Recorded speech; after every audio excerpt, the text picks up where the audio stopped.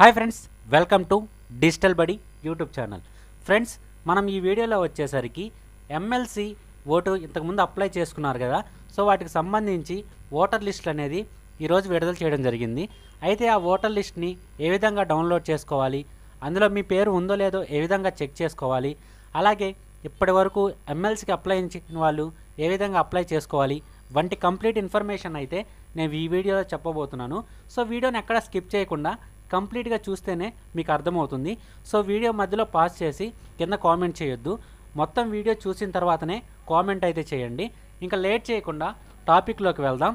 So దానికన్నా ముందు ఇలాంటి వీడియోస్ మరిన్ని చూడాలనుకుంటే డిజిటల్ బడి యూట్యూబ్ ఛానల్ని సబ్స్క్రైబ్ చేసుకోండి.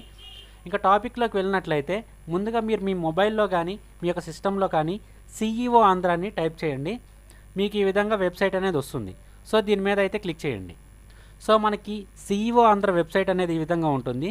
మీకు ఇందులో వచ్చేసరికి ఎలక్టోరల్ రోల్స్ అని ఉంటుంది. ఇక్కడ వచ్చేసరికి ఏపీఎంఎల్సి టీచర్స్ గ్రాడ్యుయేట్ రోల్స్ అనమాట. సో దీని మీద అయితే క్లిక్ చేయండి. సో మీకు ఈ విధంగా వస్తుంది. మీరు ఇందులో వచ్చేసరికి east west and Krishna Guntur graduate అని ఉంది కదా, దీని మీద అయితే క్లిక్ చేయండి. Graduate roles 2024. సో దీని మీద క్లిక్ చేసినట్లయితే మీకు ఈ విధంగా ఓపెన్ అవుతుంది. సో ఇక్కడ మీ యొక్క అసెంబ్లీ కాన్స్టిట్యున్సీని మీరు సెలెక్ట్ చేసుకోవాలి.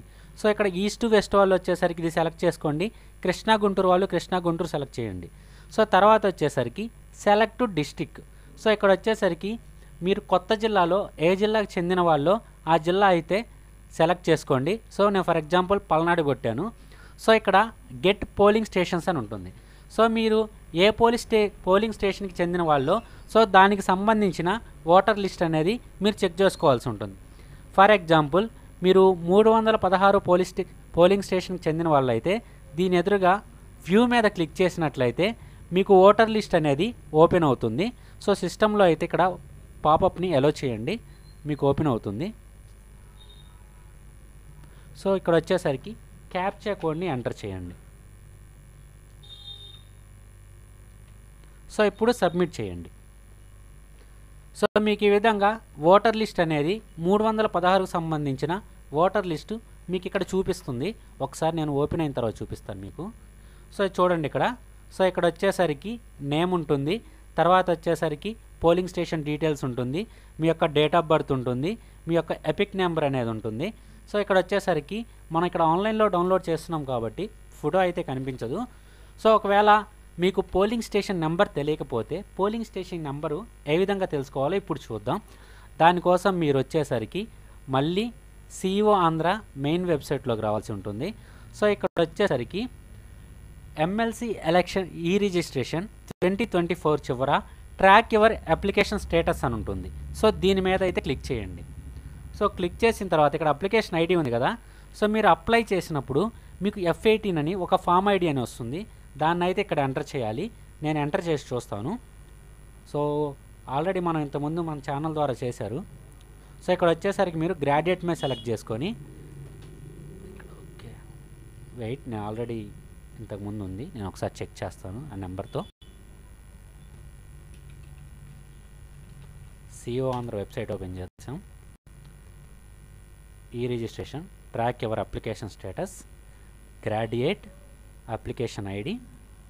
సో ఇక్కడ వచ్చేసరికి ఒక నెంబర్ అనేది సెర్చ్ చేద్దాం. సెర్చ్ చేసినట్లయితే సో మీకు ఈ విధంగా మీ యొక్క ట్రాకింగ్ చూపిస్తుంది. సో వీళ్ళకి వచ్చేసరికి యాక్సెప్ట్ అయింది అప్లికేషన్. చూడండి ఇక్కడ పిఎస్ నెంబర్ అని ఉంది కదా, పిఎస్ నెంబర్ 170, అలాగే సీరియల్ నెంబర్ 30. సో ఈ విధంగా మీరు మీ యొక్క పోలింగ్ స్టేషన్ నెంబర్ అనేది చెక్ చేసుకొని ఓటర్ లిస్ట్లో మీ నేమ్ అనేది చెక్ చేసుకోవచ్చు. మీ యొక్క ఎపిక్ నెంబర్ కూడా మీరు అక్కడైతే పొందొచ్చు. సో దీనికి సంబంధించి కంప్లీట్ ఇన్ఫర్మేషన్ ఇది. ఒకవేళ మీరు ఇంతవరకు కనుక గ్రాడ్యుయేట్ ఓట్లకి అప్లై చేసుకున్నట్లయితే మరలా నవంబర్ 26 నుంచి ఒక అవకాశం ఇస్తామని చెప్పారు. అయితే దానికి సంబంధించి కంప్లీట్ ఇన్ఫర్మేషన్ అయితే ఇంకా రాలేదు.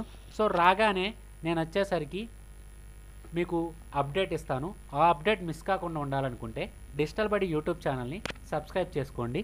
అలాగే ఎవరైతే ఇంకా అప్లై చేయలేదో వాళ్ళు కింద కామెంట్ చేయండి, చూద్దాం ఎంతమంది అప్లై చేసిన వాళ్ళు ఉన్నారో.